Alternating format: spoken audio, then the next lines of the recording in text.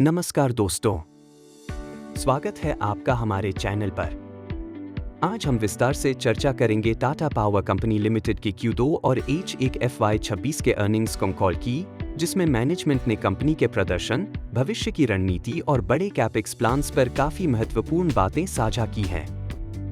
यह वीडियो उन निवेशकों के लिए खास है जो पावर, रिन्यूएबल एनर्जी और इंफ्रास्ट्रक्चर सेक्टर को लंबे समय के नजरिए से समझना चाहते हैं। सबसे पहले अगर समग्र प्रदर्शन की बात करें तो टाटा पावर के लिए यह तिमाही बेहद खास रही है, क्योंकि यह कंपनी की 24वीं लगातार तिमाही है जिसमें मुनाफे में साल दर साल बढ़ोतरी दर्ज की गई है। Q2 FY26 में कंपनी का पैट लगभग 14% की दर से बढ़ा है, जो यह दिखाता है कि मुश्किल परिस्थितियों के बावजूद बिजनेस मॉडल मजबूत बना हुआ है। मैनेजमेंट ने यह भी बताया कि इस तिमाही में लंबा मानसून रहा, जिसकी वजह से पावर डिमांड अपेक्षाकृत कमजोर रही और मुंद्रा प्लांट सेक्शन 11 के तहत पूरी तरह से ऑपरेट नहीं कर पाया। इसके बावजूद कंपनी ने ऑपरेशनल मजबूती दिखाई। मैनेजमेंट ने 3 बड़े पॉजिटिव हाइलाइट्स पर खास जोर दिया। पहला, ओडिशा डिस्कम्स का प्रदर्शन अब पूरी तरह ट्रैक पर आ चुका है। इस तिमाही में ओडिशा डिस्कम्स का पैट लगभग 174 करोड़ रुपए रहा, जो पिछले साल की तुलना में कई गुना बेहतर है। H1 के स्तर पर भी यह बिजनेस मजबूत मुनाफा दे रहा है और मैनेजमेंट का मानना है कि आगे आने वाली तिमाहियों में यह एक स्थिर और भरोसेमंद प्रॉफिट सेंटर बनकर उभरेगा। दूसरा बड़ा हाइलाइट कंपनी का सोलर सेल और मॉड्यूल मैन्युफैक्चरिंग बिजनेस रहा। तिरुनेलवेली प्लांट में प्रोडक्शन अब पूरी तरह स्थिर हो चुका है, लागत में कमी आई है और इनपुट मटेरियल कॉस्ट को भी बेहतर तरीके से मैनेज किया गया है। इसी का नतीजा है कि इस सेगमेंट का पैट Q2 में करीब 240 करोड़ रुपए तक पहुंच गया, जो सालाना आधार पर जबरदस्त ग्रोथ दिखाता है। मैनेजमेंट ने साफ संकेत दिए हैं कि यह प्रदर्शन किसी एक तिमाही तक सीमित नहीं रहेगा। तीसरा और बेहद अहम क्षेत्र है रूफटॉप सोलर बिजनेस। इस तिमाही में रूफटॉप सेगमेंट का पैट लगभग 123 करोड़ रुपए रहा और पहली बार एक ही तिमाही में रूफटॉप की बिक्री 1000 करोड़ रुपए के आंकड़े को पार कर गई। मैनेजमेंट का मानना है कि भारत में अभी रूफटॉप सोलर की शुरुआत भर हुई है और आने वाले वर्षों में यह टाटा पावर के लिए एक बड़ा ग्रोथ इंजन बनेगा। अब अगर एबिटा की बात करें तो कंपनी ने इस तिमाही में पहली बार 4000 करोड़ रुपए से ज्यादा एबिटा हासिल किया है, वह भी ऐसे समय में जब मुंद्रा प्लांट से नुकसान हुआ। यह दिखाता है कि टाटा पावर का बाकी बिजनेस पोर्टफोलियो कितना मजबूत हो चुका है।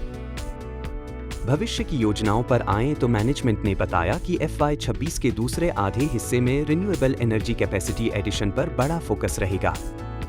Q3 में लगभग 700 मेगावाट और Q4 में करीब 600 मेगावाट नई रिन्यूएबल कैपेसिटी जोड़ने की योजना है।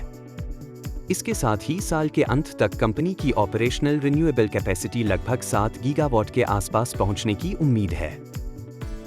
एक और बड़ा ऐलान रहा भूटान के डोरजिलुंग हाइड्रो प्रोजेक्ट में निवेश का। यह 1125 मेगावाट का प्रोजेक्ट होगा, जिसमें टाटा पावर की 40% हिस्सेदारी रहेगी।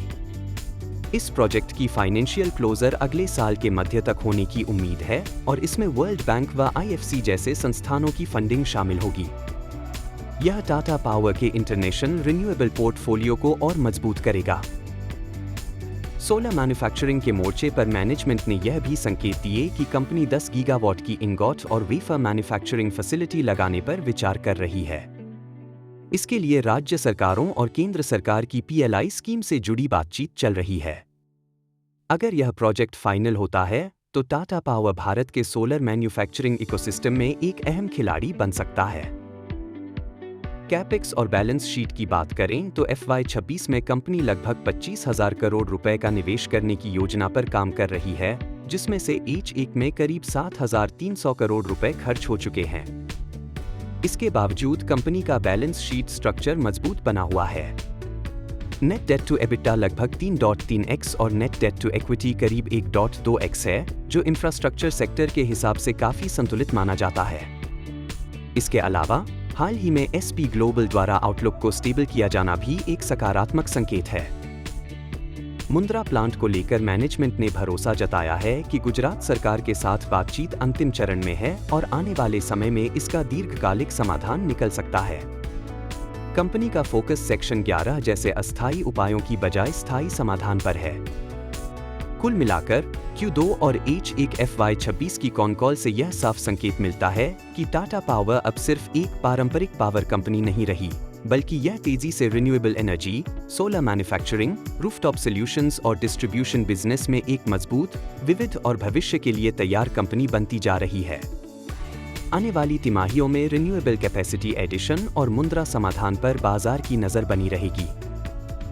अंत में मैं यह स्पष्ट कर देना चाहता हूं कि यह वीडियो केवल शैक्षणिक उद्देश्य के लिए है। निवेश से पहले कृपया अपने SBI पंजीकृत निवेश सलाहकार से परामर्श अवश्य लें।